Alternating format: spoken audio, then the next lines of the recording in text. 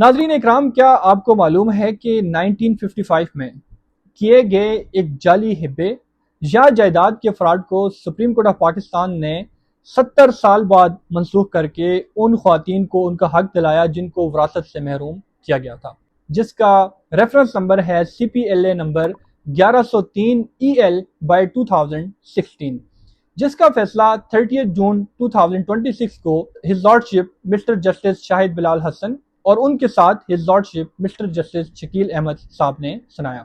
ناظرین اکرام، معاملہ کچھ یوں شروع ہوتا ہے کہ 1955 میں روشن نامی زمیندار کی وفات ہو جاتی ہے۔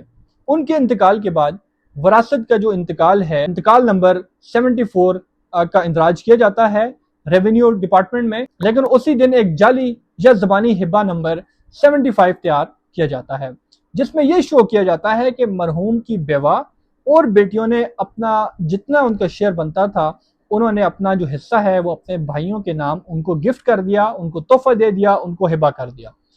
ٹرائل کورٹ میں یہ معاملہ چلا، دین ایپیلیٹ کورٹ اور پھر لاہور ہائی کورٹ، تینوں فورمز کے اوپر اس کیس کو محض یہ کہہ کر خارج کر دیا کہ جی یہ تو 70 سالہ پرانا معاملہ ہے اور قبضہ بھی بھائیوں کے پاس ہے۔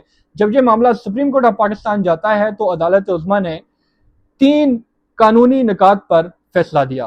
ان تمام جو نکات ہیں ان کو بھی ہم ڈسکس کریں گے۔ سب سے پہلا یہ ہے کہ شفافیت اور ثبوت۔ سپریم کورٹ آف پاکستان نے واضح کیا کہ اگر کوئی یہ دعویٰ کرے کہ خواتین نے اپنے حصہ جو ہے کسی کو تحفے میں دے دیا یا گفٹ کر دیا، تو اس کا ثبوت اس شخص کے پاس ہوگا جس نے اس سے فائدہ اٹھایا ہوگا، یعنی جو اس کا بینیفیشری ہوگا۔ محض یہ کرنا کہ ریونیو ریکارڈ کا اندراج جائیداد کی ملکیت کا ثبوت نہیں بن سکتا۔ دوسرا، ہبہ کی شرائط۔ اسلامی قانون کے تحت ہبہ کے لیے 3 امپورٹنٹ چیزیں ہونا ضروری ہیں، جو کہ گفٹ کے 3 بنیادی بیسک انگریڈینٹس ہوتے ہیں: آفر، ایکسیپٹنس اینڈ پوزیشن، یعنی اعلان، قبولیت اور قبضہ کی منتقلی۔ اس کیس میں ایسا کوئی ثبوت نہیں تھا۔ تیسرا، شریک وارث کا قبضہ، بھائی کا زمین پر قبضہ، تمام وارثان کا قبضہ تصور ہوتا ہے۔ ان 3 چیزوں کو اس ججمنٹ کے اندر ڈسکس کیا گیا۔ اس سے یک طرفہ ملکیت جو ہے وہ نہیں کہا جا سکتا۔